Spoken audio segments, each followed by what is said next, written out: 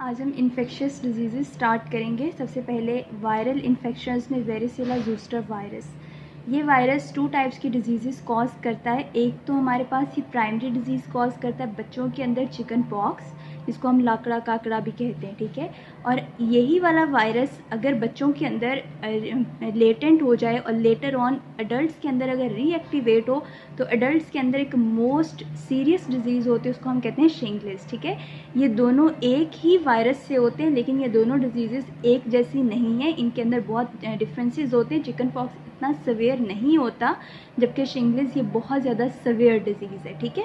Different organs को भी involve कर सकती है और ये ज़्यादातर डर्माटोम्स को इन्वॉल्व करती है, ठीक है। चिकन पॉक्स जो है वो हमारे पास ये वायरस है, तो दोनों ही एक ही वायरस से हो रहे हैं, तो ये दोनों रेस्पायरेटरी ड्रॉपलेट्स के ज़रिए ट्रांसमिट होंगे। And chicken pox is highly contagious disease, mean एक पर्सन से दूसरे पर्सन को बहुत ईजीली ये स्प्रेड होती है, ठीक है। जब चिकन पॉक्स का वायरस ड्रॉपलेट्स के थ्रू बॉडी के अंदर आ जाता है तो 11 से 20 दिन के बाद सिम्टम्स आना स्टार्ट होते हैं। और इसकी मेन सिम्टम्स कौन सी होती हैं? इसके अंदर रैश होते हैं, ठीक है, बहुत ज़्यादा इची मीन हारिश वाले प्रोरेटिक रैश होते हैं इसके अंदर। और उस रैश की भी डिफरेंट स्टेजेस होती हैं, पहले मैक्यूल्स बनते हैं, फिर वेजिकल्स और फिर पॉस्ट्यूल्स बनते हैं, ठीक है।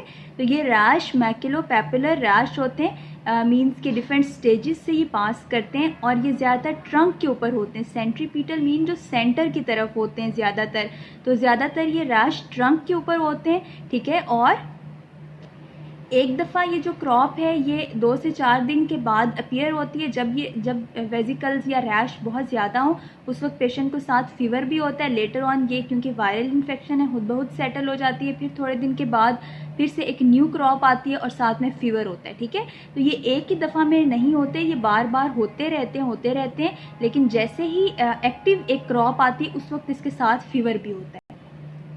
चिकन पॉक्स और मीसल्स इन दोनों के अंदर क्या फ़र्क होता है और शिंगलेस, इन तीनों का फ़र्क मैं आपको बताती हूँ।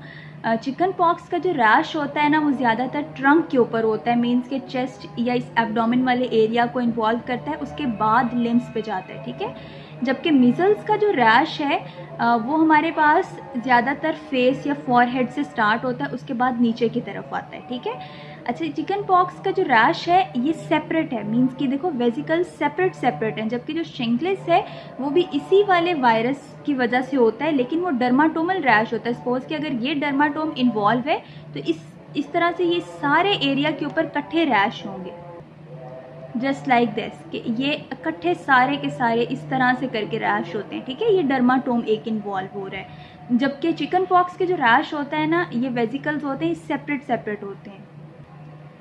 ये वायरस सबसे जो सीवियर इन्फेक्शन है वो बच्चों के अंदर इम्यून कॉम्प्रोमाइज्ड या प्रेगनेंसी के अंदर कॉज करता है। प्रेगनेंसी के अंदर फीटस में आइज़, CNS या लिम्स इन्फेक्शन के चांसेस बहुत ज़्यादा बढ़ जाते हैं अगर मदर को ये इन्फेक्शन हो जाए तो, ठीक है। इसकी डिफरेंट कॉम्प्लिकेशंस होती हैं क्योंकि बहुत ज़्यादा हारिश करते हैं, क्योंकि ये इची रैश होते हैं तो हारिश की वजह से बैक्टीरियल इन्फेक्शन के चांसेस सबसे ज़्यादा होते हैं। जबकि जो इम्यून कॉम्प्रोमाइज्ड या प्रेगनेंसी के अंदर या एडल्ट्स के अंदर ज़्यादातर जो शिंगलेस होती है ना उसके अंदर निमोनिया, हेपेटाइटिस और एनकेफ्लाइटिस के चांसेस भी होते हैं, जबकि चिकन पॉक्स के अंदर वैसे इसका रिस्क इतना ज़्यादा नहीं होता। चिकन पॉक्स के पेशेंट को मैनेज किस तरह से किया जाता है? इसके लिए एक तो हम लोग इसके लिए ड्रग्स देते हैं, ठीक है, ड्रग्स देते हैं। और जो हारिश है उसको रिलीव करने के लिए हम एंटी एलर्जिक देते हैं, फीवर के लिए हम एंटी पायरेटिक देते हैं। और उसके अलावा क्योंकि वायरल इन्फेक्शन है तो इसके अंदर हम लोग फिर एंटी वायरल ड्रग्स देंगे। एंटी वायरल हम लोग एसाइक्लोवीर देते हैं, इसके लिए, या हम फेमसिक्लोविर, ये दोनों एंटी वायरल ड्रग्स हैं। एंटी एलर्जिक, एंटी पायरेटिक और साथ में हम ये एंटी वायरल देते हैं। एंटी एलर्जिक हम इसलिए देते हैं क्योंकि एलर्जी होती है, हारिश बहुत ज़्यादा होती है। एंटी पायरेटिक क्योंकि फीवर होता है, और इसके अलावा एंटी वायरल क्योंकि वायरल इन्फेक्शन है बहुत सवेयर। अगर जिस तरह इम्यून कॉम्प्रोमाइज्ड इन पेशेंट्स के अंदर या प्रेगनेंसी के अंदर या एडल्ट्स के अंदर ज़्यादातर बहुत सवेयर इन्फेक्शन होती है तो उस केस में फिर हम लोग IV एंटीवायरल यानी कि IV एसाइक्लोविर देते हैं। तो एक तो ये मेडिकल ट्रीटमेंट हो गया मैनेजमेंट के अंदर। सेकेंडली प्रिवेंशन के लिए हम इम्यूनोग्लोबुलिन्स यूज़ करते हैं। प्रिवेंशन के लिए हम वैक्सीन यूज़ करते हैं, लेकिन अगर एक्सपोजर हो गया और हम लोग उसका जो ये ट्रीटमेंट है एंटीवायरल वाला नहीं करना चाह रहे, तो एक्सपोजर के 7 डेज़ के अंदर अंदर इम्यूनोग्लोबुलिन्स भी दी जा सकती हैं। उससे भी पेशेंट काफ़ी हद तक रिकवर कर जाते हैं, मीन्स कि एक्टिव इन्फेक्शन नहीं होती, ठीक है। यानी कि ससेप्टिबल होस्ट, प्रेगनेंसी, इन सब सिचुएशंस के अंदर अगर ये डाउट हो कि वायरस से इन्फेक्शन हुई है तो उस केस में फिर इम्यूनोग्लोबुलिन्स दे देते हैं।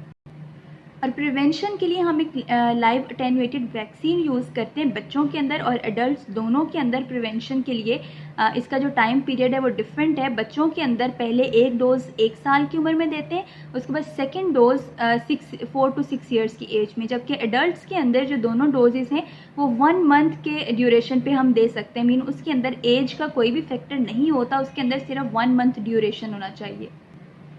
अगर ये वायरस लेटेंट हो जाए, जिस तरह से जो सेंसरी नर्व थी, स्पाइनल नर्व भी हम जिसको कहते हैं, जो पीछे स्पाइनल कॉर्ड से निकलती है, ठीक है, तो अगर उस नर्व के जो डॉर्सल रूट गैंग्लियन थे उसके अंदर ये वायरस डॉर्मेंट हो जाए, लेटर ऑन किसी भी वजह से इम्यूनिटी सप्रेस होने की वजह से ये वायरस रीएक्टिवेट होकर शिंगलेस कॉज करता है और ये बहुत सवियर डिजीज़ है, डर्माटोमल डिजीज़ है, मीन्स के डर्माटोम्स के अंदर रैश होता है, ठीक है। और ये रैश इस तरह ग्रुप्स के अंदर होता है, सेपरेट ये इस तरह से ग्रुप में होता है सेपरेट। जिस तरह चिकन पॉक्स का रैश होता है ये उस तरह से नहीं होता।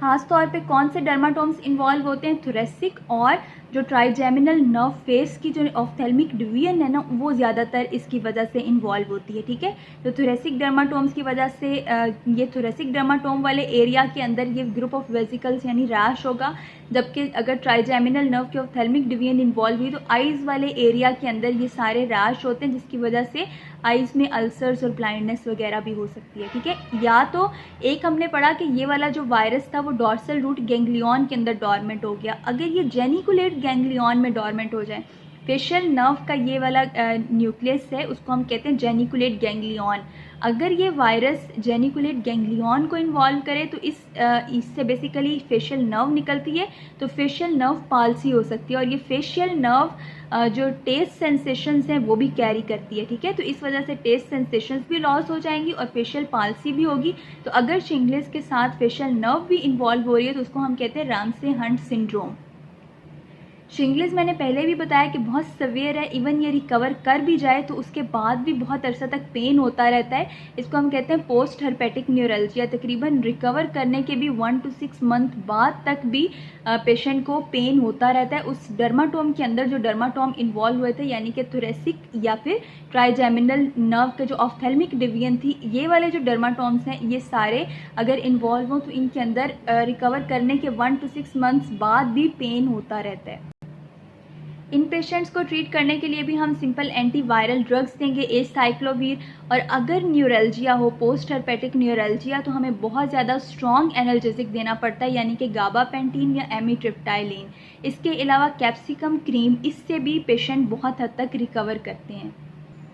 ये डिफरेंस है, ये चिकन पॉक्स का रैश है और ये हमारे पास कौन सा है, शिंगलेस का। ये देखो थोरेसिक डर्माटोम्स इन्वॉल्व हैं और ये इस तरह से सेपरेट वेसिकल्स हैं। डेविडसन और इरफान मसूद दोनों के अंदर कोई भी पॉइंट मिसिंग नहीं है, डेविडसन वाला इसको करना चाहे।